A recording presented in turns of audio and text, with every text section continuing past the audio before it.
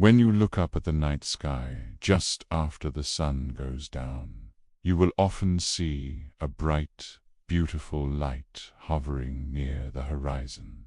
It is brighter than any star. It sparkles with a clean, white glow. For thousands of years, human beings looked at this light and named it after the goddess of love and beauty. We call it Venus. It looks peaceful. It looks inviting. It looks like a diamond in the sky. But looks can be very deceiving. If you could fly to that beautiful light and descend through its thick white clouds, you would not find peace or beauty. You would find a world that is more like a vision of hell than anything else in our solar system. Venus is a trap. It lures us in with its brightness, but underneath those clouds is a planet that seems designed to destroy anything that tries to visit it. For a long time, we did not know this. In the early days of astronomy, before we had powerful telescopes or space probes, scientists looked at Venus and saw a planet that was almost the same size as Earth. They saw that it was covered in clouds. On Earth, clouds mean water. Clouds mean rain. So, people let their imaginations run wild. They thought Venus might be a tropical paradise. They imagined a world covered in warm oceans and lush jungles. Science fiction writers wrote stories about astronauts visiting Venus and hacking their way through giant ferns, perhaps fighting alien dinosaurs or meeting civilizations that lived in the constant rain. It was a romantic idea. We thought Venus was just a warmer, wetter version of Earth. We were wrong. We were incredibly, dangerously wrong. When the first robotic probes finally reached Venus in the 1960s and 70s, the dream of a jungle planet died instantly. The data that came back shocked the world. There were no jungles. There were no oceans. There was no rain, at least not water rain. Instead of a paradise, we found a furnace. To understand why we fear Venus, you have to imagine standing on its surface. Imagine a landscape that looks like a vast, rocky desert. The sky above you is not blue. It is a heavy, oppressive orange-yellow, like the color of a bruise. The sun is not a sharp circle in the sky. It is just a diffuse, glowing patch of light behind the thick fog. There is no day or night as we know it, just a long, unending gloom. The ground is hot. It is not just hot like a summer day in the desert. It is hot enough to melt solid metal. The rocks themselves are glowing with heat. There is no water anywhere. The planet is bone dry. If you poured a cup of water onto the ground, it would instantly turn into steam and vanish. But the heat is only the beginning of the nightmare. The air itself is a weapon. On Earth, the air is light and easy to breathe. On Venus, the atmosphere is made almost entirely of carbon dioxide, the same gas that comes out of car exhausts. It is thick and heavy. It presses down on you with crushing force. And then there are the clouds. On Earth, clouds are made of water vapor. On Venus, the clouds are made of sulfuric acid. This is a corrosive chemical that can burn through skin, metal, and plastic. It rains on Venus, but the rain never hits the ground. The heat is so intense that the acid rain evaporates before it can land, turning back into gas to float up and form more clouds. It is a cycle of chemical violence that never ends. This is why we fear Venus. It is the ultimate hostile environment. When we send robots to Mars, they can last for years. The rovers on Mars drive around, take pictures, and analyze rocks for a decade or more. But when we send robots to Venus, they die in minutes. The longest any machine has ever survived on the surface of Venus is just over 2 hours. After that, the electronics fried, the metal buckled, and the probe went silent forever. Venus is the planet that kills robots. It is a graveyard for spacecraft. Despite this hostility, or perhaps because of it, we are fascinated by Venus. It sits there right next door to us, taunting us. It is a warning. It shows us what can happen to a planet when things go wrong. It is a reminder that a planet can be the same size as Earth, made of the same materials as Earth, and sitting in almost the same place as Earth, but end up completely uninhabitable. We fear Venus because it is familiar yet alien. It is not a distant, frozen world like Pluto. It is not a gas giant like Jupiter without a surface to stand on. It is a rocky world, just like ours. It has mountains, valleys, and volcanoes. It has a solid ground where you could physically stand if you could survive for even a second. It is the hellscape next door, a constant reminder of how fragile our own paradise actually is. For decades, we have looked at Mars as the future of humanity. Mars is cold and dead, but we feel like we can handle cold. We can put on a coat. We can build a heater. Venus feels different. You cannot fight Venus. You cannot just put on a suit and walk around. The planet actively fights back. It tries to crush you, burn you, and dissolve you all at the same time. But in this series, we are going to look past the fear. We are going to look at this hellscape with fresh eyes. We are going to ask if there is a way to conquer the unconquerable. Because even in the most hostile place in the solar system, there might be a loophole. There might be a way to live on Venus without touching the burning ground. But before we can build a city there, we have to understand exactly what we are dealing with. We have to look our evil twin in the eye. In families, you sometimes hear stories about twins who were separated at birth. One grows up to be successful, happy, and healthy. The other grows up to have a hard life, full of anger and trouble. Planetary scientists often look at Earth and Venus in exactly this way. They are the twins of the solar system. But while Earth became a garden of life, Venus became the evil twin. To understand why we call them twins, we have to look at the numbers. In the vastness of space, planets come in all shapes and sizes. We have massive gas giants like Jupiter, which is 300 times heavier than Earth. We have tiny rocks like Mercury, which is barely larger than our moon. But then we have Earth and Venus. If you put Earth and Venus side by side, it would be hard to tell them apart just by measuring them.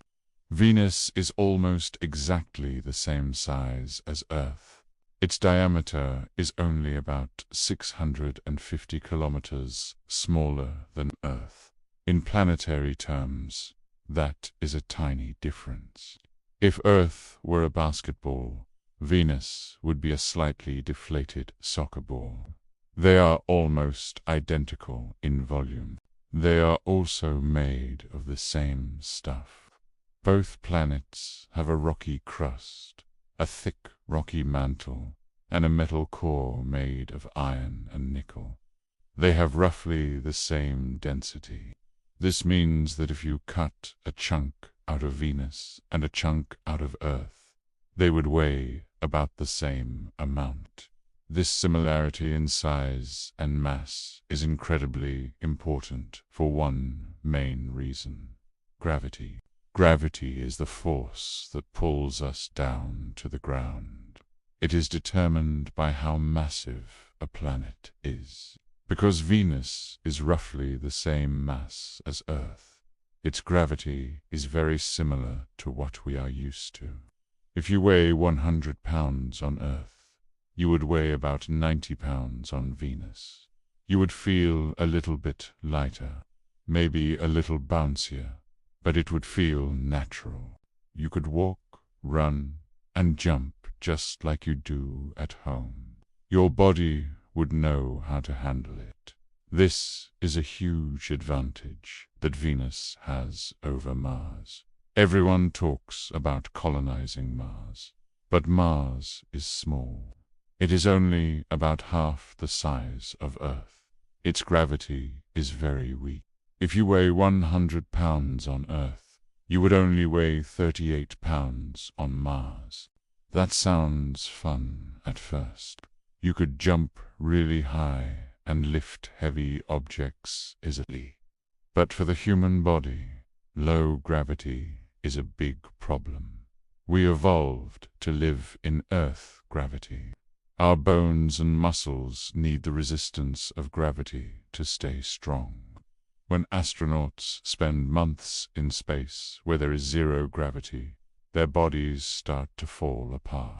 Their bones lose calcium and become brittle. Their muscles shrink. Their hearts get weaker because they do not have to pump blood uphill. We do not know what happens to a human who lives in low gravity for years.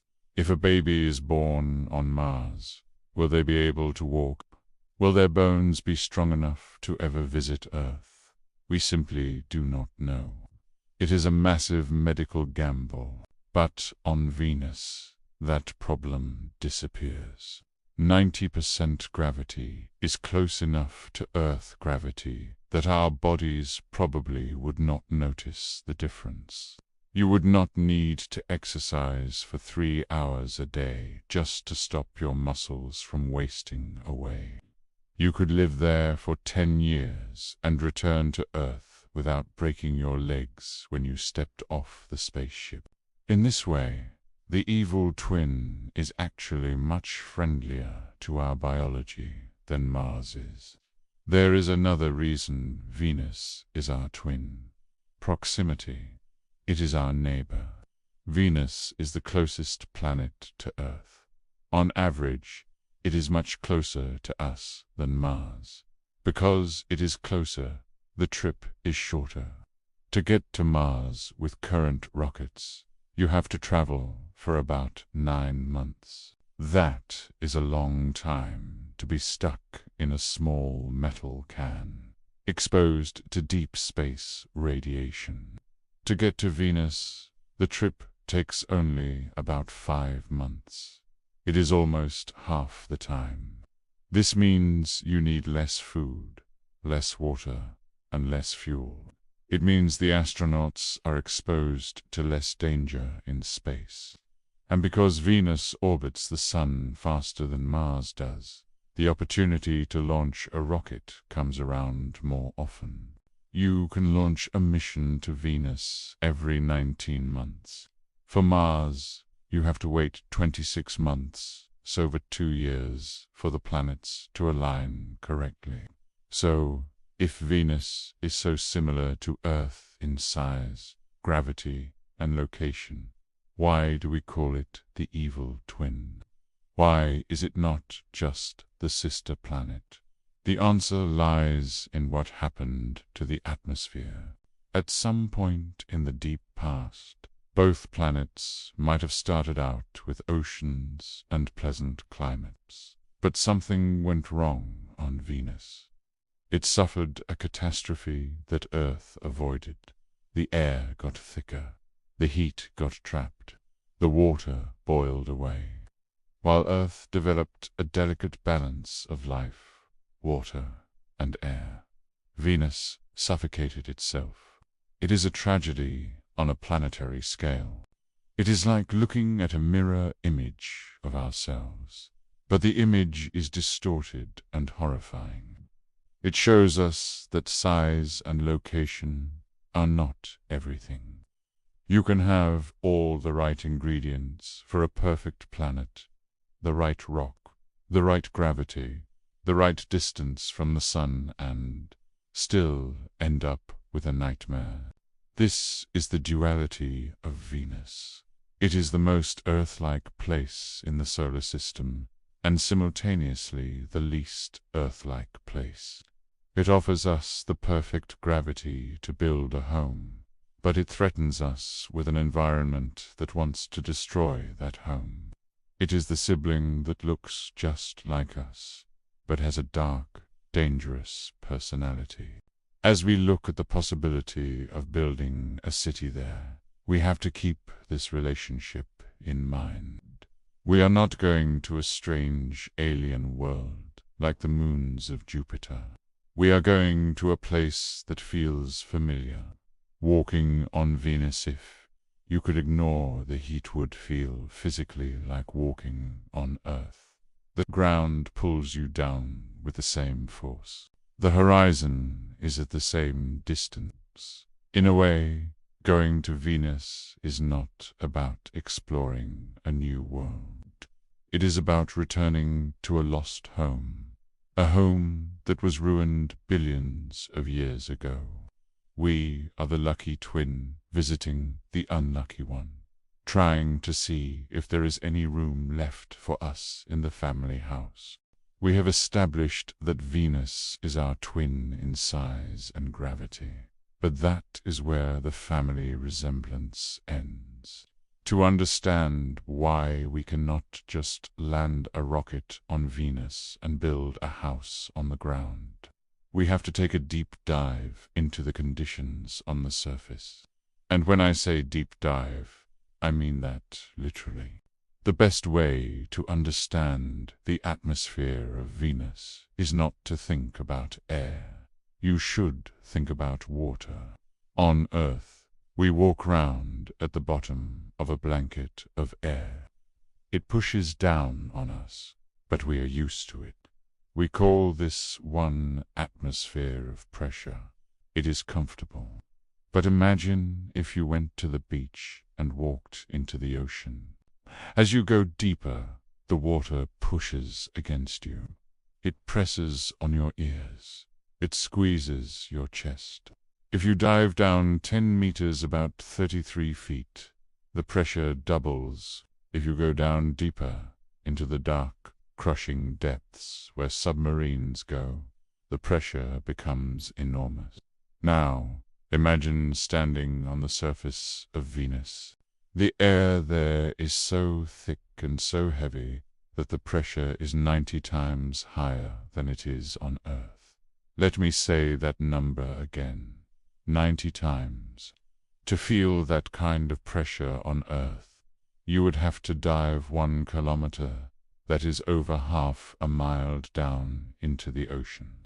You would have to be deep underwater, where the sunlight cannot reach, and where the weight of the ocean above you is enough to crush a normal car flat. That is what it feels like to stand on the sidewalk on Venus. You are not really standing in air as we know it. You are standing at the bottom of an ocean of carbon dioxide gas that is so compressed it behaves almost like a liquid. If you tried to move your arm quickly, you would feel resistance, like you were trying to wave underwater. If you stood there without a reinforced heavy-duty spacesuit, you would be crushed instantly. The air would squeeze you from every direction. It would crush your lungs. It would crush your bones. Even machines have a hard time surviving this. When we build submarines to go deep into the ocean on Earth, we have to build them out of thick steel and titanium. They have to be round so the pressure does not buckle the walls. To land on Venus, we have to build our spaceships like submarines. They are not light and elegant aerospace vehicles. They are heavy, armored tanks dropped from the sky. But the pressure is only half of the problem. A submarine on Earth has to deal with pressure, but the water around it is cold. On Venus, the ocean of air is hot. It is not just uncomfortable, it is catastrophic. The surface temperature on Venus is around 464 degrees Celsius. That is roughly 867 degrees Fahrenheit. To give you an idea of how hot that is, think about your kitchen oven. The highest setting on most ovens is around 260 degrees Celsius. Venus is almost double that. In fact, Venus is hotter than the self-cleaning cycle on your oven, which burns off grease and food. It is hot enough to melt lead. Lead is a heavy metal that we use in weights and batteries. On Earth, it is a solid block. On Venus, if you put a bar of lead on the ground, it would melt into a shiny silver puddle within minutes. Zinc and tin would melt too. If you built a spaceship out of these metals, it would literally drip away. This heat is caused by the greenhouse effect. You have probably heard this term regarding climate change on Earth. The sun sends energy to the planet, and the planet tries to radiate that heat back out to space. But gases like carbon dioxide trap the heat like a blanket. On Earth, we have a little bit of carbon dioxide, so we have a thin blanket that keeps us warm. On Venus, the atmosphere is 96% carbon dioxide, and the atmosphere is incredibly thick. It is like Venus is sleeping under 100 heavy wool blankets in the middle of summer. The heat comes in from the sun, but it can never get out. It just builds and builds and builds. This combination of crushing pressure and melting heat creates a hostile environment that is hard to comprehend.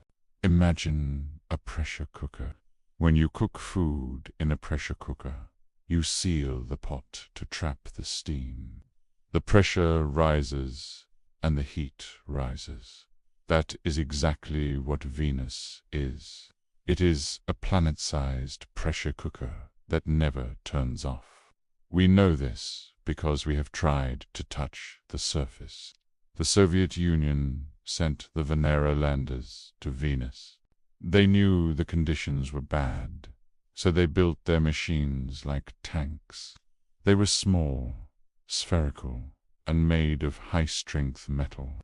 When Venera 5 and Venera 6 arrived, they were crushed by the pressure 18 kilometers before they even hit the ground. The air was just too heavy. Later, Venera 7 managed to land. It hit the ground and survived for 23 minutes before the heat cooked its electronics.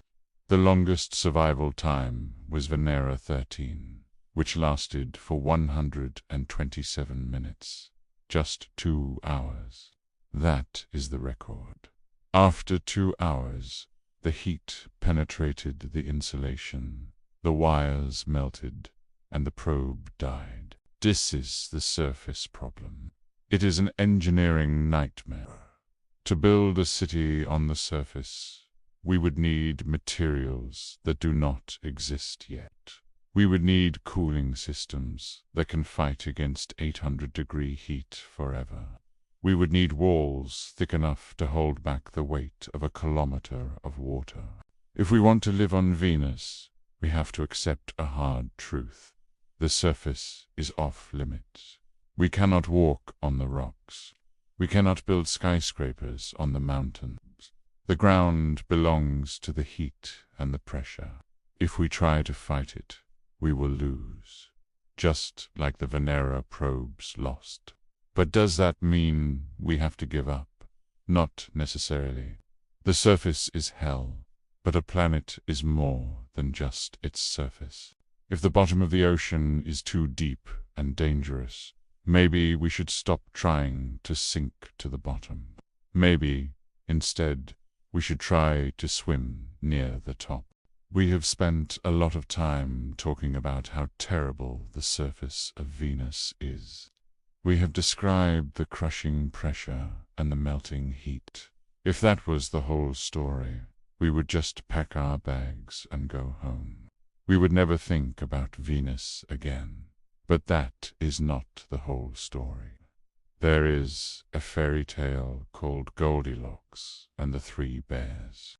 In the story, a girl named Goldilocks tries 3 bowls of porridge.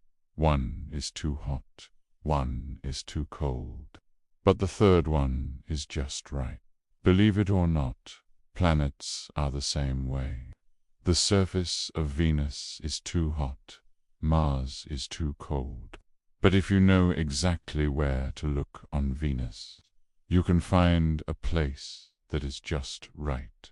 You simply have to change your elevation. Imagine you are in a spaceship that is magically protected from the heat.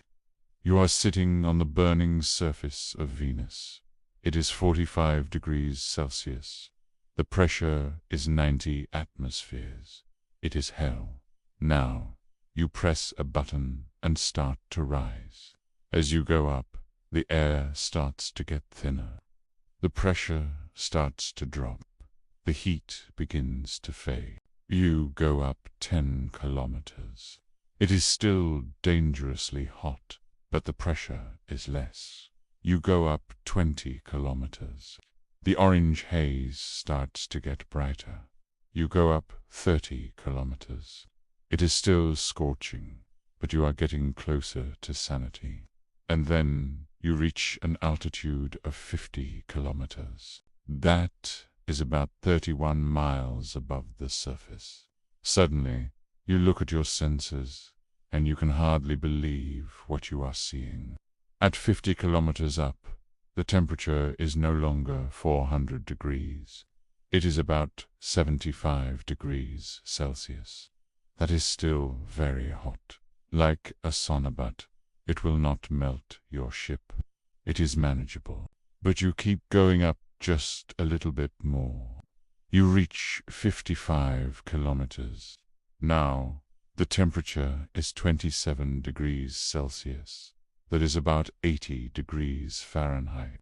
Stop and think about that number. 27 degrees Celsius. That is a nice summer day in Los Angeles. It is shirt-sleeve weather. It is the kind of temperature where you would be comfortable wearing a t-shirt and shorts.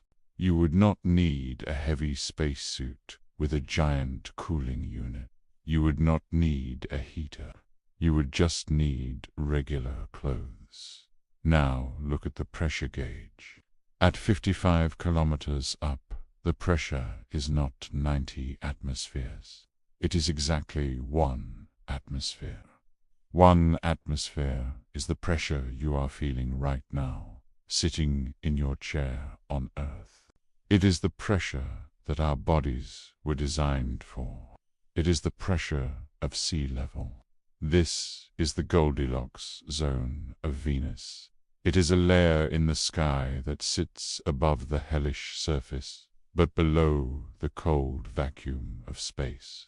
It is, without exaggeration, the most Earth-like environment in the entire solar system outside of Earth itself. On Mars, the pressure is so low that your blood would boil if you took off your helmet. The temperature drops to -60 degrees at night. It is a harsh, freezing desert. You are always fighting the environment. But here, 50 kilometers above Venus, the environment is trying to help you. The temperature is perfect. The pressure is perfect. The gravity is 90% of Earth, which is perfect. There is another huge benefit to this Goldilocks zone: radiation protection. Space is full of dangerous radiation from the sun and from deep space. This radiation can cause cancer and sickness.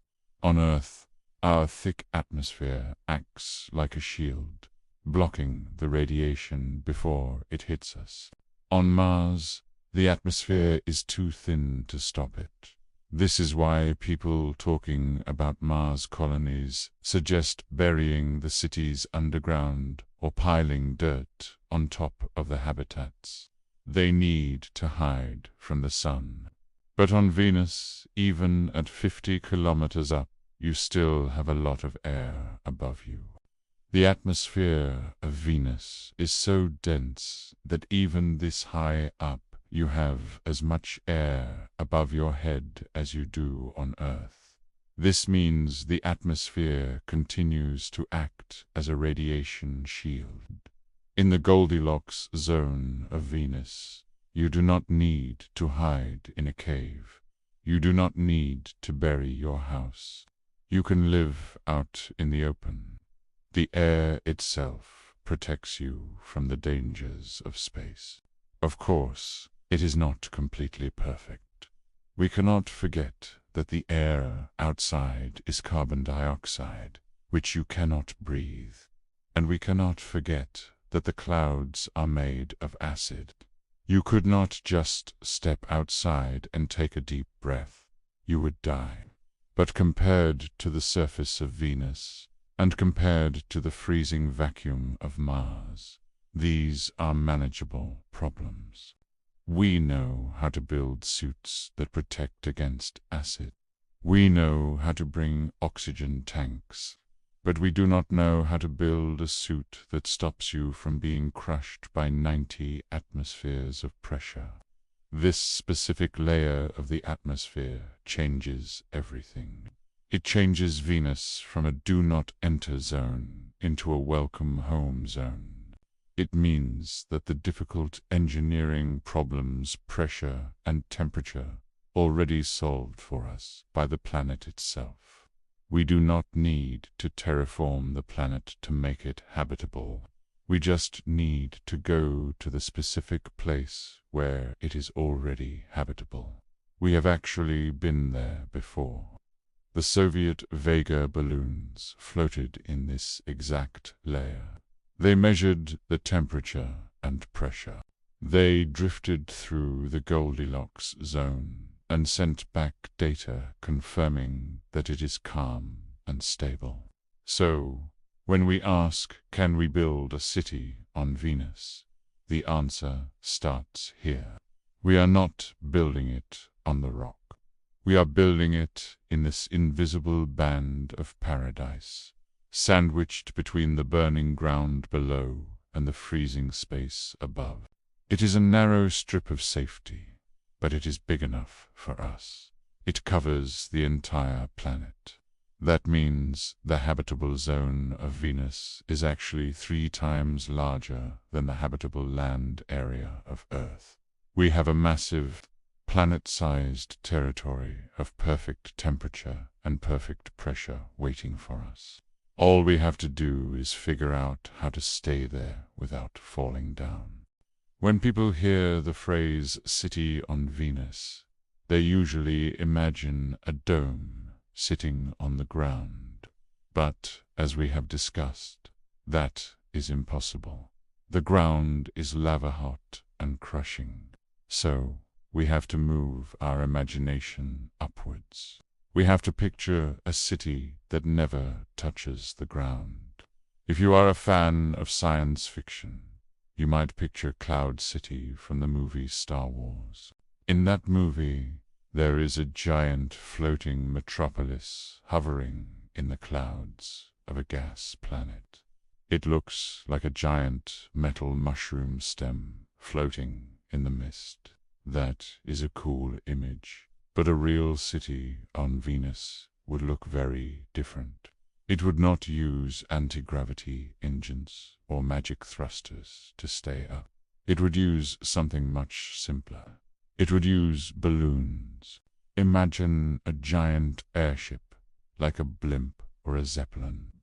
In the early 20th century, we used these on Earth. The Hindenburg was a famous one. They were massive, majestic ships that floated through the sky. A city on Venus would be a collection of these massive airships connected together. NASA has actually studied this idea. They call it the High Altitude Venus Operational Concept, or HAVOC for short. The vision is incredible. Imagine a series of giant, white, inflatable tubes. They would look like sleek, silver whales swimming through the yellow clouds. These would not be small balloons like you see at a birthday party. These would be titanic structures, hundreds of meters long. Inside these inflatable shells, you would have your living quarters. You would have laboratories, kitchens, bedrooms, and farms. Because the gravity is normal, you would walk on the floor just like you do on Earth. You would not be floating around in zero gravity. You would wake up in a bed, pour a cup of coffee, and the coffee would stay in the cup. On the top of these airships, you would have acres of solar panels. Venus is closer to the sun than Earth is. That means the sunlight is very strong. Above the thickest clouds, the solar energy is massive. These solar panels would provide all the electricity the city needs. They would power the lights, the computers, and the life support systems. But a city is not just one ship. A city is a community. You can imagine a fleet of these airships flying in formation. Maybe they are connected by flexible tunnels, so you can walk from one ship to another. You could have a residential ship where people sleep. Next to it, connected by a bridge, you could have an agricultural ship filled with plants and trees to grow food and produce oxygen. Next to that, an industrial ship for repairing equipment. It would be like a floating archipelago, a chain of islands in the sky. If a storm comes, or if you want to explore a different part of the planet, you could disconnect the ships and fly them separately. Or you could keep them locked together to form a stable platform. This concept completely changes how we think about landing on a planet. When we go to Mars, landing is the most dangerous part. You have to scream through the thin atmosphere, fire retro-rockets, deploy parachutes, and pray you do not crash into a rock. It is called the 7 minutes of terror. On Venus, you never land. You arrive in a capsule that enters the atmosphere. As it slows down, it does not look for a flat spot on the ground. Instead, it deploys a parachute to slow down. Then, while it is still falling through the Goldilocks Zone, it starts to inflate the balloon. The gas tanks open. The balloon expands. The fall slows down. The capsule stops dropping and starts to hover. You have arrived. You are now floating 50 kilometers up. You are safe.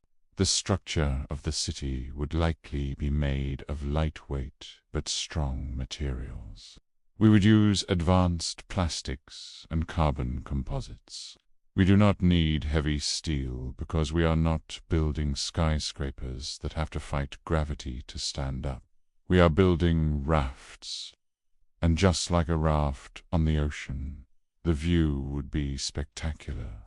If you looked out the window, you would see an endless sea of clouds below you. During the day, the sun would be bright and powerful.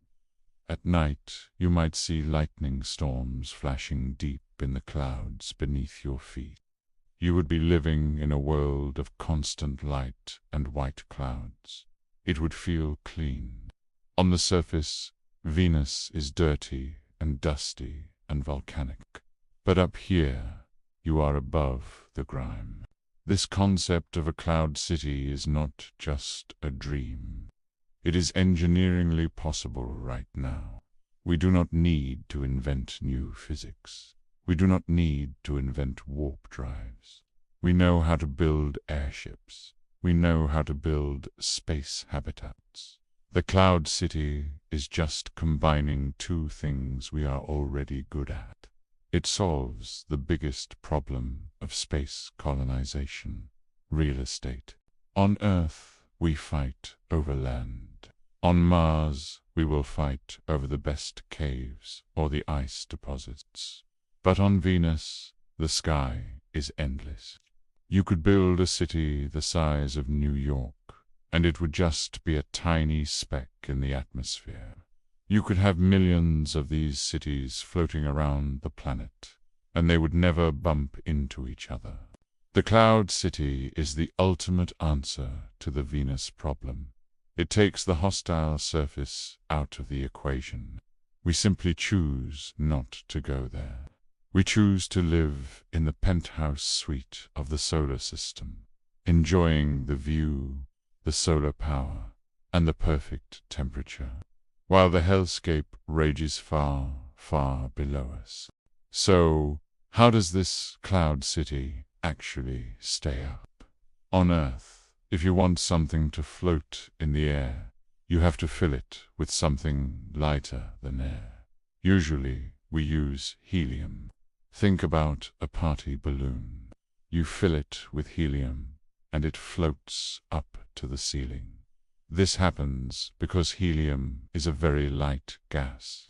It is much lighter than the nitrogen and oxygen that make up Earth's atmosphere.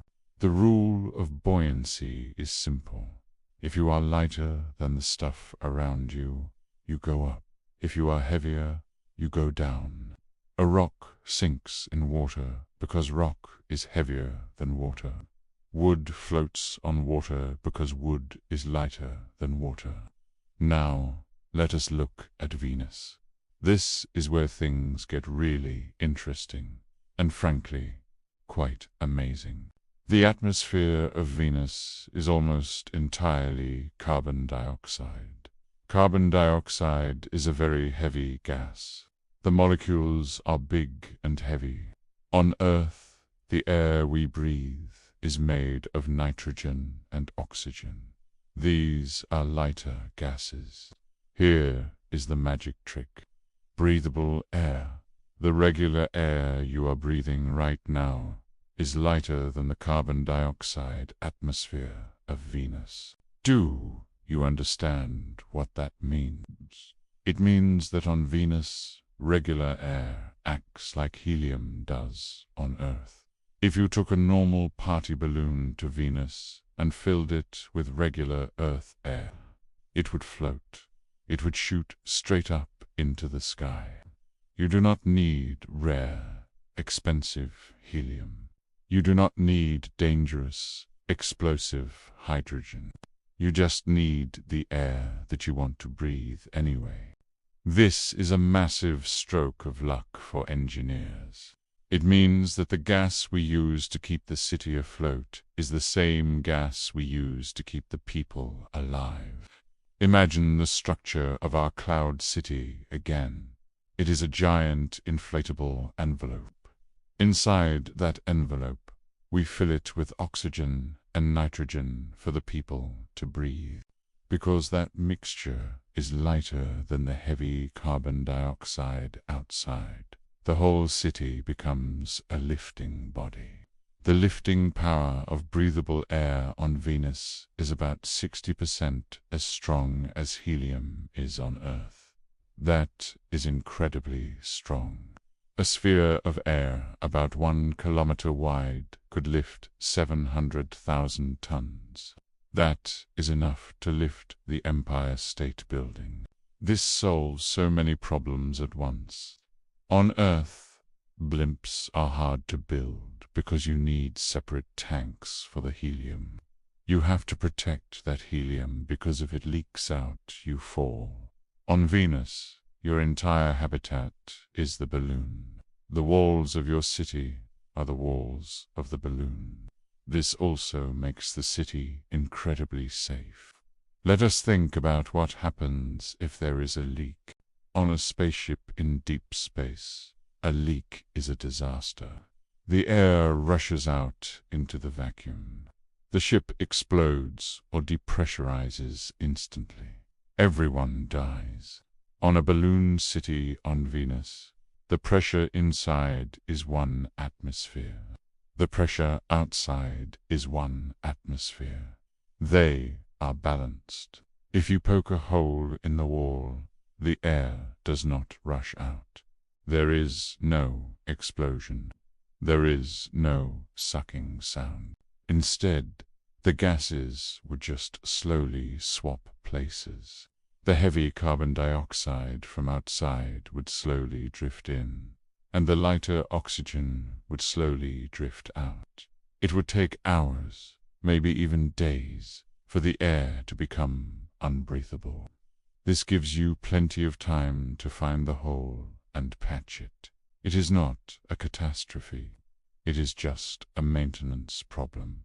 You could literally walk over to the hole with a patch kit and fix it while wearing your normal clothes and a breathing mask.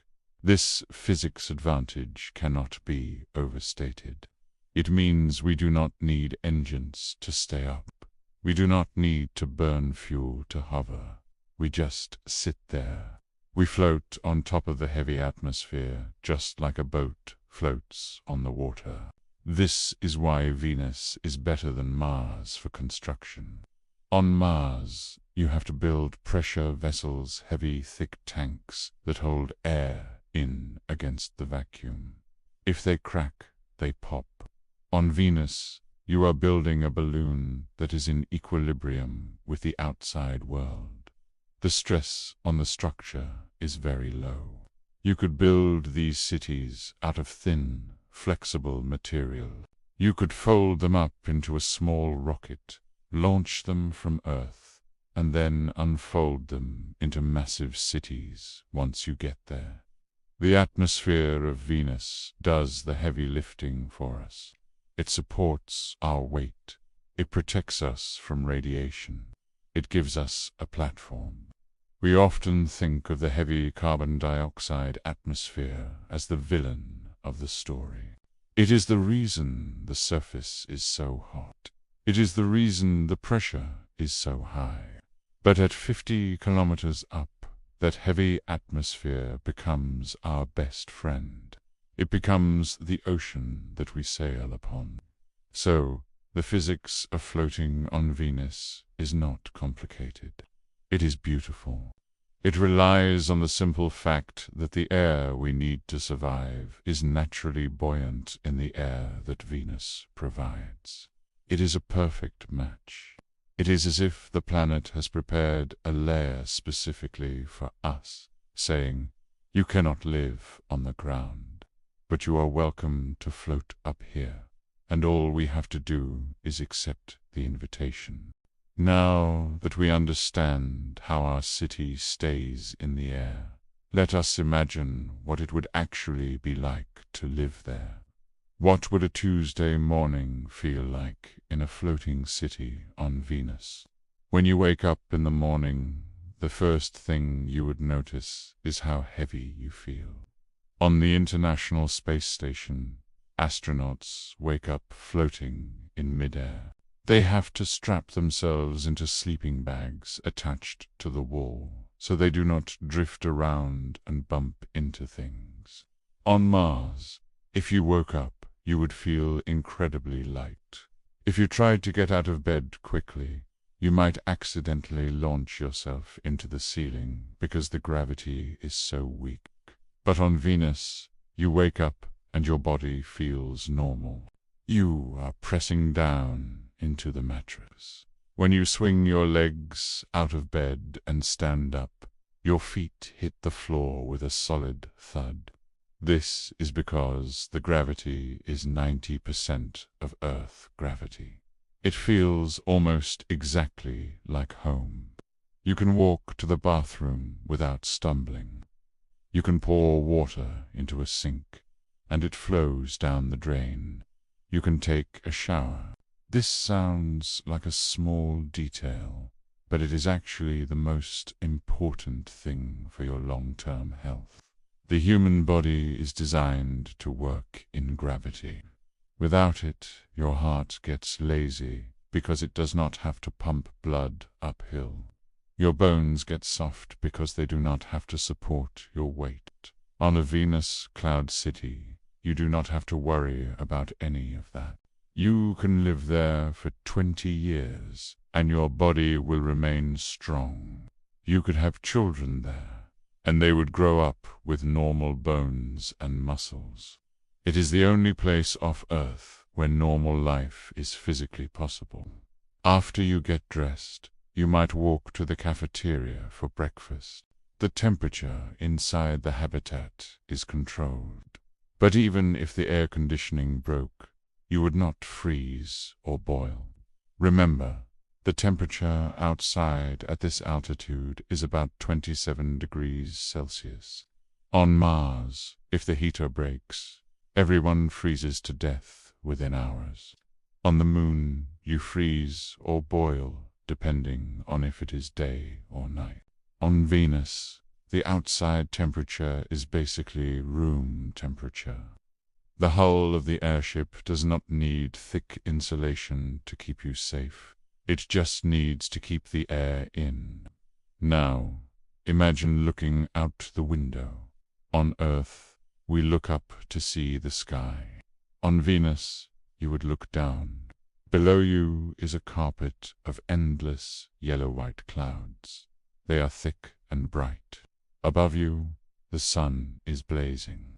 Because Venus is closer to the sun, the light is very intense. It is brilliant. The solar panels on the roof of the airship are soaking up massive amounts of power, more than we could ever get on Mars. One of the strangest things about living here would be the day and night cycle.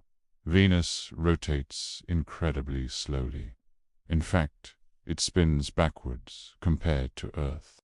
One day on the surface of Venus lasts longer than a year on Venus. If you were on the ground, the sun would stay in the sky for months. But you are not on the ground. You are in the clouds. The upper atmosphere of Venus is moving very, very fast. It is called superrotation.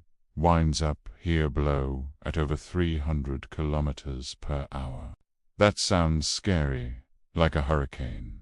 But because the whole city is moving with the wind, you do not feel it. It is like being in a hot air balloon. The air around you is calm, even though you are racing across the planet, because you are moving so fast around the planet. Your day is not months long. It is about 4 Earth days long. You would have roughly 2 days of bright sunlight, followed by 2 days of darkness. It is a strange rhythm, but humans are adaptable. We would probably keep our clocks set to a standard 24-hour time, using artificial lights to simulate a normal Earth day inside the city. What happens if you want to go outside? On Mars or the Moon, going outside is a massive production. You have to put on a heavy, pressurized spacesuit. It is stiff and hard to move in. It feels like wearing a personal submarine. If you get a scratch on your suit, you explode. On Venus, going outside is much easier. You would step onto a balcony or a maintenance platform. You would not need a pressurized suit. The pressure outside is the same as inside. You would just need a breathing mask to give you oxygen, and a lightweight suit to protect your skin from the acidic air. It would feel more like wearing a hazmat suit or a firefighter S-gear than a spacesuit. Because the pressure is equal, you do not have the risk of explosive decompression. If your suit gets a tear, air does not rush out.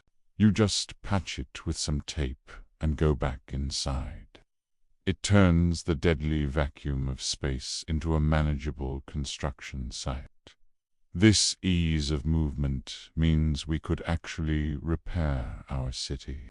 If a solar panel breaks on the outside, a technician can just walk out and fix it with a wrench. On other planets, robot arms have to do everything because it is too dangerous for humans. On Venus, humans are the best workers. Living in the clouds would be a life of light, gravity, and relative safety. It would not be a dark, cramped tunnel underground. It would be a soaring, bright existence. We would be sailors of the sky, living on vast rafts of air, riding the winds of a super-rotating planet. It is a life that is not just survivable, but potentially comfortable. We have talked about the gravity, the pressure, and the temperature. Everything sounds great. But there is one big, nasty problem that we have to talk about. It is the reason many people dismiss Venus immediately. The clouds on Earth. Clouds are made of water vapor. They are harmless mist. If you walk through a fog on Earth, you just get wet. On Venus, the clouds are made of droplets of concentrated sulfuric acid. Sulfuric acid is a very dangerous chemical. It is highly corrosive. If you get it on your skin, it causes severe burns. If you get it on metal, it eats through it. If you get it on mechanism, it gums it up and destroys it. It is nasty stuff. So, how can we build a city that floats in a bath of acid? The answer is actually surprisingly simple. Plastic. While sulfuric acid destroys human skin and many metals, there are materials that are completely immune to it. We use sulfuric acid on Earth all the time. It is one of the most widely used industrial chemicals in the world. We use it to make fertilizer, batteries, and cleaners. We store it in giant tanks. We pump it through pipes. We ship it in trucks. We know exactly how to handle it. The most famous material that resists acid is something you probably have in your kitchen right now: Teflon. Scientists call it PTFE, or polytetrafilmonylate. It is a type of plastic that is incredibly tough chemically. Acid simply slides right off it. If we build the outer skin of our cloud city using a coating of Teflon or similar advanced plastics, the acid clouds become harmless. The rain would hit the roof and just bead up and roll away, exactly like water rolling off a duck's back. We would not build our ships out of bare steel or aluminum. We would use composite materials, fancy mixtures of carbon fiber and plastics that are naturally resistant to corrosion. We would coat our windows in special ceramics that acid cannot touch. So, the acid is not a showstopper. It is just an engineering constraint. It is like building a submarine to go in salt water. Salt water corrodes metal, so we paint the ships and use special alloys. We do not look at the ocean and say, "Oh, the water is salty. I guess we cannot ever build a boat." We just build a boat that can handle salt. On Venus, we build a city that can handle acid. In fact, the acid clouds might actually be a good thing. This sounds crazy, but hear me out.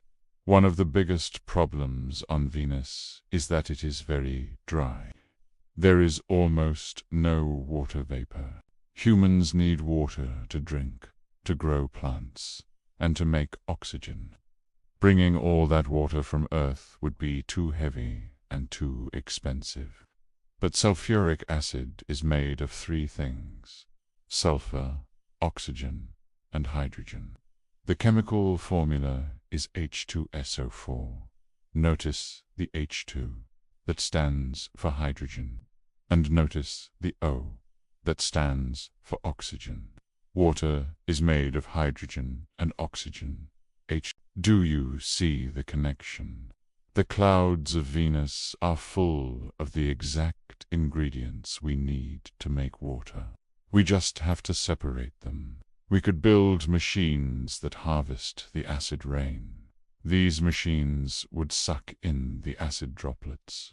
Then, using electricity from our massive solar panels, we could perform a chemical reaction to break the acid apart. We can throw away the sulfur or use it for industry and keep the hydrogen and oxygen. We can then mix the hydrogen and oxygen back together to create pure, drinkable water. Suddenly, the deadly acid clouds are not a threat. They are a resource. They are a floating reservoir of water waiting to be tapped. The very thing that makes Venus scary is the thing that would allow us to survive there. We could use the acid to make other things, too. We could separate the oxygen to breathe. We could use the sulfur to make concrete for building structures. So, the acid test is not a failure. It is a pass. Yes, we have to be careful. Yes, we have to wear protective suits. We cannot just walk outside in a But compared to the challenges of other planets, like the freezing cold of Mars or the radiation of the moon, dealing with acid is a straightforward chemistry problem, and humans are very good at chemistry. We have the materials. We have the technology. We handle this acid every day in factories on Earth. Living in the acid clouds of Venus would be like living on a ship in a corrosive sea. You have to paint the hull, check for leaks, and respect the environment. But you do not have to be afraid of it. We have designed our city. We know how to float, how to breathe, and how to handle the acid. Now we have to answer the logistical question. How do we get there? In the world of space travel, distance is time, and time is money. Actually, time is more than money. Time is risk. The longer you spend floating in deep space between planets, the more dangerous it is. You are exposed to deep space radiation. Your muscles get weaker. Your food supplies get older. Your mind gets lonelier. You want the trip to be as short as possible. This is where Venus shines. Venus is the closest planet to Earth. It is our next-door neighbor. To understand the difference, let us compare a trip to Venus with a trip to Mars. If you want to go to Mars, you are looking at a long-haul flight. With current rocket technology, the journey takes about 9 months. That is 9 months to get there, and 9 months to get back. That is a year and a half just spent sitting in a transit ship. But Venus is much closer. The journey to Venus takes about 5 months. It is almost half the time. This means you need to pack half as much food. You need half as much water. The astronauts get half the radiation dose. The psychological stress is much lower. It is the difference between a flight from London to New York versus a flight from London to Australia. Both are long, but one is much easier to handle. Then there is the issue of the launch window. You cannot just launch a rocket to a planet whenever you want. You have to wait for the planets to align in their orbits, so the distance is short. Imagine the planets are runners on a circular track. You are on Earth, the inner runner. Mars is the outer runner. You have to wait until you are right next to each other to jump across. For Mars, this perfect alignment happens only once every 26 months. That is more than 2 years. If you miss your bus to Mars, you have to wait 2 years for the next one. This also means that if you go to Mars and get into trouble, you are stuck there for 2 years before you can come home. For Venus, the alignment happens much more often. The window opens every 19 months.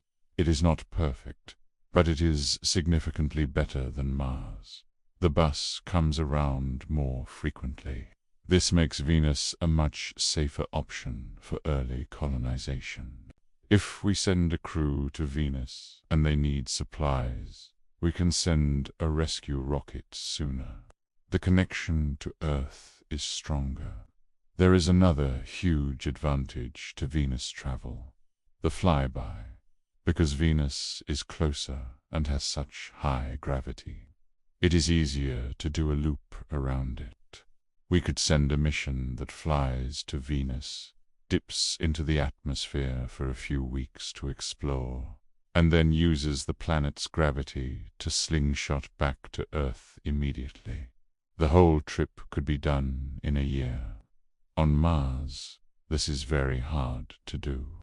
Usually, once you go to Mars, you have to stay there for months to wait for the planets to realign before you can come home. It is a massive commitment.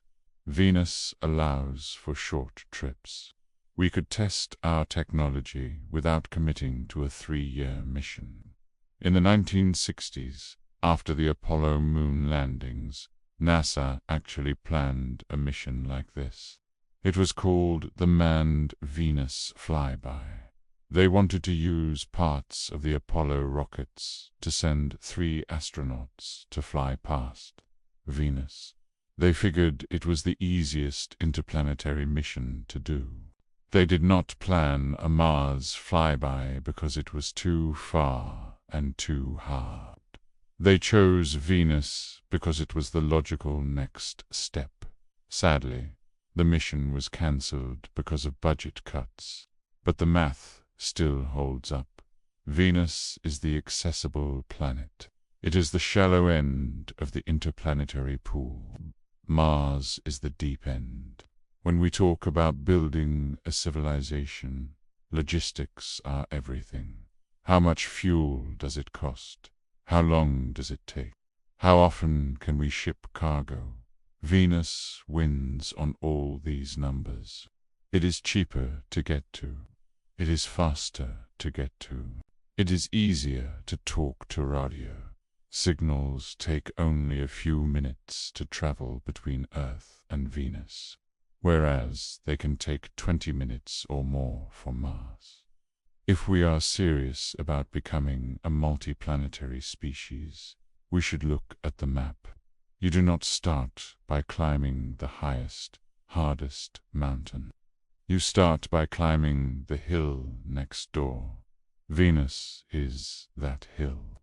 It is the proving ground where we can learn to live in space before we try to conquer the red desert of Mars.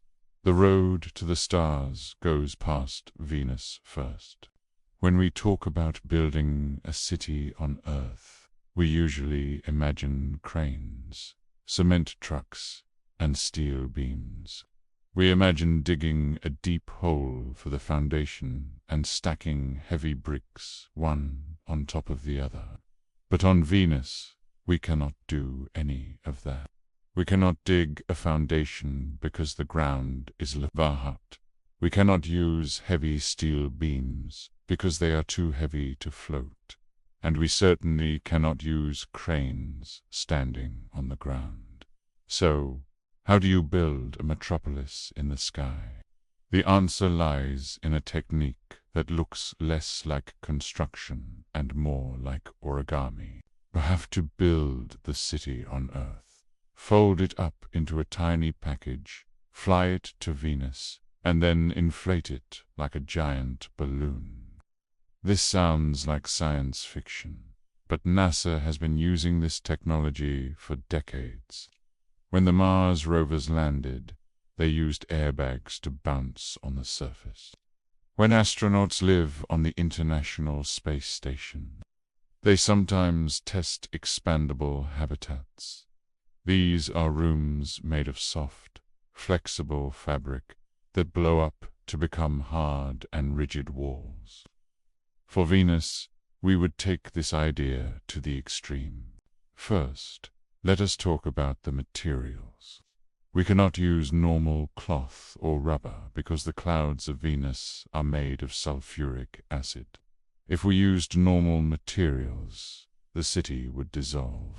Instead, we have to use supermaterials.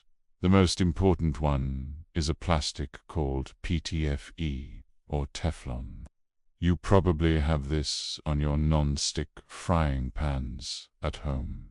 It is incredibly slippery, and acid cannot hurt it. We would coat the outside of our city in a thick layer of this white plastic. Underneath the acid-proof skin, we would use a material called Vec. This is a fabric that is twice as strong as Kevlar, the stuff used in bulletproof vests. Vectran is amazing because it is flexible but incredibly tough. It can hold back the pressure of the air inside the city so it does not burst. So, the walls of our city are not made of concrete.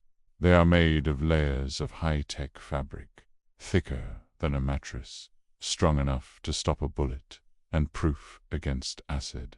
Now, imagine the journey. We build the entire airship on Earth. We deflate it and fold it carefully, pressing it flat until it fits inside the nose cone of a rocket. It is a tight squeeze. The rocket launches. It flies through space for 5 months. When it arrives at Venus, the capsule slams into the atmosphere at thousands of miles per hour. A heat shield protects it from the fire of entry. As it slows down, the heat shield falls away. A parachute opens to slow it down further. The capsule drops through the dangerous upper haze and enters the Goldilocks Zone. This is the critical moment. The sensors detect that the pressure is 1 atmosphere perfect. Suddenly, tanks of compressed gas open. They begin to fill the folded city. Slowly, the fabric begins to unfurl. It expands. It grows. It takes shape. What looked like a crumpled bedsheet transforms into a sleek silver airship, 300 meters long. As it fills with air, it becomes buoyant. The parachute detaches. The fall stops. The ship bobs gently in the wind. It is stable. The lights turn on inside. The city is open for business. But a single airship is not a city. It is just a house. To build a real city, we have to connect them. This is the second phase of construction, modular docking. Imagine Lego bricks. You can take many small bricks and click them together to make a giant castle. We would do the same thing with our airships. We would launch 10, 20, or 100 of these inflatable ships. Once they are floating in the sky, they would use small propellers to fly toward each other. They would line up and lock together. We could connect them end to end to make a long train. We could connect them in a grid to make a square. We could arrange them in a circle to create a protected courtyard of clouds in the middle. Because the structures are modular, the city can grow forever. If we need more farms, we just wait for the next rocket from Earth to bring a farm module. If we need more apartments, we order an apartment module. We inflate it, fly it over, and click it into place.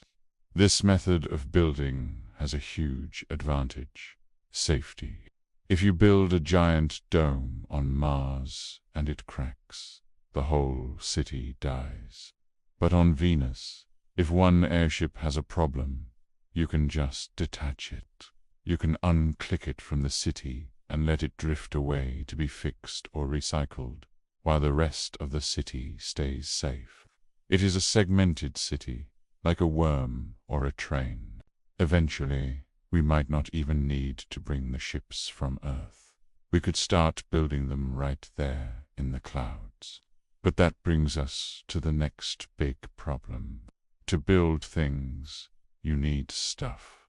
You need atoms. You need raw materials. And if you cannot land on the ground to dig up rocks, where are you going to get them? On Earth, when we need resources, we dig. We have mines for iron, copper, aluminum, and coal. We drill wells for water and oil. We are used to the idea that wealth comes from the ground. But on Venus, the ground is off limits. We cannot send miners down there. It is too hot for humans and too hot for most machines. So, if we cannot touch the ground, how do we get the materials we need to expand our city? The answer is that we have to stop looking down and start looking around. We have to become atmospheric miners. It turns out that the air of Venus is incredibly rich in resources. It is not empty space. It is a chemical soup full of useful atoms. We just have to catch them. The most obvious resource is carbon. The atmosphere is 96% carbon dioxide. On Earth, we think of carbon dioxide as a waste product. But to a chemist, carbon is gold. Carbon is the backbone of life. It is also the backbone of modern materials. We can pull the carbon dioxide out of the air and strip away the oxygen. This gives us two things. First, it gives us oxygen, which is the most important thing humans need to survive. We can breathe it. We can use it to burn rocket fuel. We can barely live 3 minutes without it. On Venus, we have an infinite supply of oxygen floating right outside the window. Second, it gives us carbon. What can we do with black carbon dust? Well, with high-tech manufacturing, we can turn carbon into almost anything. We can turn it into plastic. We can turn it into graphene. We can turn it into carbon fiber. Carbon fiber is incredibly strong and very light. It is what we use to build high-end racing cars and airplanes on Earth. On Venus, we could build our entire city out of carbon fiber. We could harvest the air, process it in floating factories, and print new beams, new walls, and new floors. We could literally build the city out of the sky itself. Next, we have nitrogen. The atmosphere of Venus has a lot of nitrogen, about 3%. That sounds small, but because the atmosphere is so thick, there is actually 4 times more nitrogen on Venus than there is on Earth. Nitrogen is a fertilizer.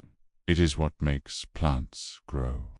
With the nitrogen from the air, we can build massive floating farms to grow food. We also have sulfur. The clouds are made of sulfuric acid.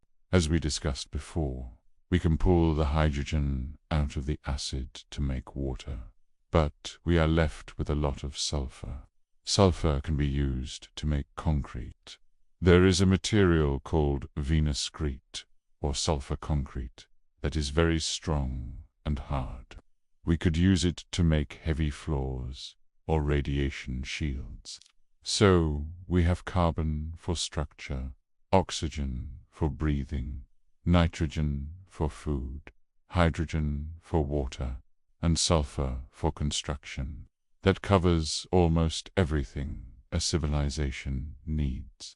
But there is one big thing missing: metal. You cannot make a computer chip out of air. You cannot make a copper wire out of gas. You cannot make a magnet out of clouds. We need iron, copper, silicon, and aluminum. These are heavy elements, and on Venus, they are all trapped in the rocks far below on the lava-heart surface. This is the hardest challenge of living on Venus. How do we get the metal? One option is dredging. We could lower a bucket on a very, very long cable. The cable would have to be 50 kilometers long. It would have to be made of super strong material that does not melt. The bucket would scoop up some dirt from the surface, and we would winch it back up to the cool clouds. This is possible, but it is very difficult and dangerous. The wind would blow the cable around. The heat would weaken it. A better option might be to look up, not down. Space is full of flying rocks called asteroids. Many asteroids are solid lumps of metal. They are full of iron, nickel, and platinum. It might actually be easier to capture a small asteroid in space and drop it down to our cloud city than to lift rocks up from the surface of Venus. We could catch a metal asteroid, put a heat shield on it, and drop it into the atmosphere. Our floating city would fly over, catch the parachute, and tow the asteroid to a factory. We would melt it down and have all the metal we need. It sounds crazy to import metal from space, but remember, we are already floating. We are closer to space than we are to the ground. In a cloud city, the sky is the harbor. Ships arrive from above, not below. So, a Venusian economy would be strange. We would have infinite plastic and infinite carbon fiber. Power, furniture, our clothes, our walls, everything would be made of carbon. But a simple metal spoon or a copper coin would be rare and expensive. Metal would be the luxury item. We would become masters of chemistry. We would not be miners swinging pickaxes at rocks. We would be filter feeders, sucking in the atmosphere and turning it into a home. It is a different way of thinking about resources, but it is entirely possible with the science we have today. A city needs energy. It needs electricity to keep the lights on, to run the computers, to recycle the water, and to power the machines that harvest resources from the air. On Earth, we burn coal or gas, or we split atoms in nuclear plants. On Venus, we have access to the ultimate power source, the sun. Venus is closer to the sun than Earth is. It is about 70% of the distance. Because of the inverse square law of light, this means the sunlight on Venus is much, much stronger. In fact, it is about 40% more intense than sunlight on Earth. If you hold up a solar panel on Earth, it generates a certain amount of electricity. If you take that same panel to Venus, it generates almost double the power, but it gets even better. On Earth, clouds are the enemy of solar power. When a cloud goes in front of the sun, your power drops. But on Venus, our city is floating in the clouds. We are near the top of the cloud layer. The clouds of Venus are bright white. They are incredibly reflective. This is why Venus looks so bright in the night. Sky it reflects almost all the sunlight that hits it. For a solar panel, this is a dream come true. Imagine a solar panel that is flat, like a table. On the top side, it gets the direct blasting heat of the sun. It is 40% stronger than on Earth. Now, imagine the bottom side of the panel. On Earth, the bottom of a solar panel sees dark grass or a roof. On Venus, the bottom of the panel looks down at the shiny white clouds. A massive amount of sunlight bounces off the clouds and hits the bottom of the panel. We can use bifacial solar panels that collect light on both sides. On Venus, these panels would be incredibly efficient. We would be bathed in light from above and light from below. We would have so much electricity that we might not know what to do with it. This abundance of energy changes everything. On Mars, energy is scarce. Dust storms cover the solar panels and the batteries die. People on Mars have to be very careful with every watt of power. On Venus, we can be wasteful. We can use brute force. Do we need to separate strong acid into water? Just use more electricity. Do we need to cool down a hot section of the ship? Just turn up the air conditioner. We have the power to spare. However, there is one challenge: storage. As we mentioned earlier, the day on Venus is long. Because of the superrotation of the atmosphere, the sun is up for about 2 Earth days, and then it is down for about 2 Earth days. 2 days is a long time to go without the sun. We would need massive batteries to keep the city running during the long night. Batteries are heavy, and lifting heavy things to Venus is expensive.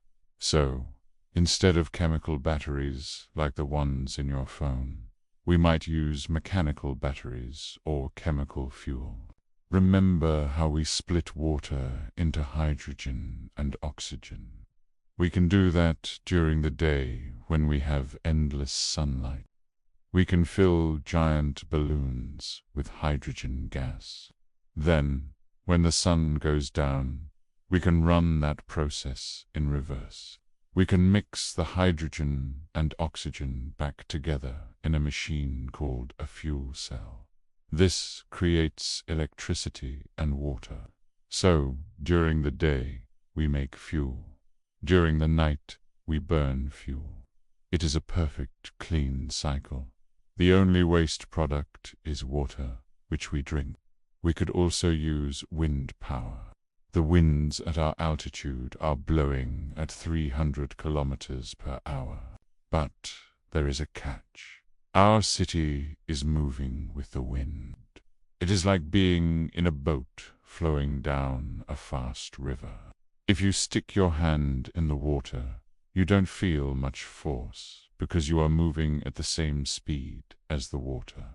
However, the wind speed changes at different altitudes. If we drop a long cable with a turbine on it down a few kilometers into slower wind, the difference in speed could spin the turbine. It would be like dragging an anchor to generate power. This could give us backup electricity during the night. Primarily, Venus is a solar paradise. It is the powerhouse of the inner solar system. In the distant future, we might not just build cities there. We might build massive power stations that beam electricity to other planets. We could use lasers to shoot energy from Venus to Earth or Mars. Energy is usually the bottleneck for civilization. It limits what we can do. On Venus, the bottleneck is removed. We have more energy than we can use. This means we can do energy-intensive things like heavy industrial manufacturing or massive recycling. That would be too expensive to do on Earth. The lights of a Venusian city would never flicker. They would burn bright, powered by the blinding star right above our heads. We have been on a long journey. We started by looking at a bright star in the evening sky and realizing it was a hellscape. We dove into the crushing depths of the atmosphere and realized the surface is a place of death. But then we rose up. We found the Goldilocks Zone. We discovered that 50 kilometers up, the hell of Venus turns into heaven. We found a place with perfect temperature, perfect pressure, and protective air. We learned that we can float using breathable air as our lifting gas. We learned that we can get water from the acid clouds and power from the blazing sun. We learned that we can build cities out of folded fabric and carbon fiber, mining the sky for everything we need. So we have to ask the final question: is Venus our true plan B? For the last 20 years, the public has been obsessed with Mars. We see movies about Mars. Billionaires build rockets to go to Mars. Mars is the celebrity of space travel. But when you look at the cold, hard facts, Mars is a difficult place to live. It freezes you. It irradiates you. It weakens your bones.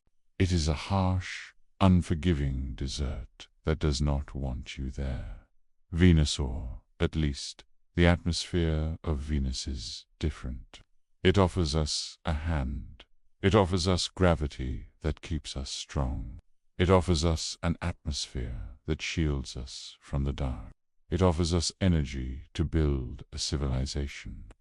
In the short term, Venus is actually the easier target. We could send humans to the clouds of Venus before we send them to the surface of Mars. The technology exists today.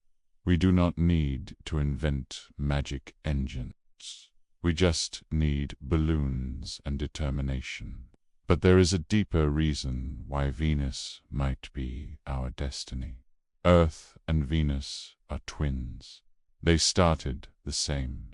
One went right, and one went wrong. By going to Venus, we are not just exploring. We are learning. We are learning about climate change. We are learning about how atmospheres work. We are learning how to manage a planet.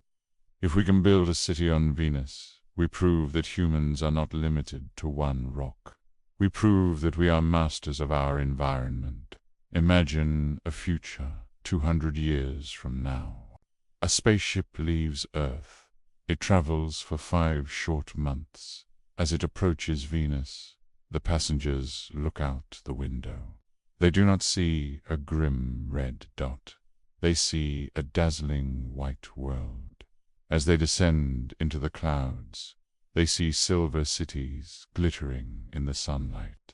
They see giant airships moving gracefully through the yellow mist. They land on a floating platform and step out. They take a deep breath of recycled air. They feel the solid gravity beneath their feet. They are home. They are not hiding in a hole in the ground. They are living in the sky. Venus is not just a warning of what can go wrong. It is an opportunity to show what can go right. It is the ultimate challenge for our species. Can we take the most hostile environment we know and turn it into a place of life? The answer is yes. We have the physics. We have the chemistry. We have the engineering. We can build a city on Venus. We just have to decide to do it. Mars can wait. The red planet will always be there, frozen and quiet. But the bright white star next door is calling us. It is telling us to look up, to lift our eyes from the ground, and to take our place among the clouds. Venus is waiting, and it might just be the best second home we could ever hope for.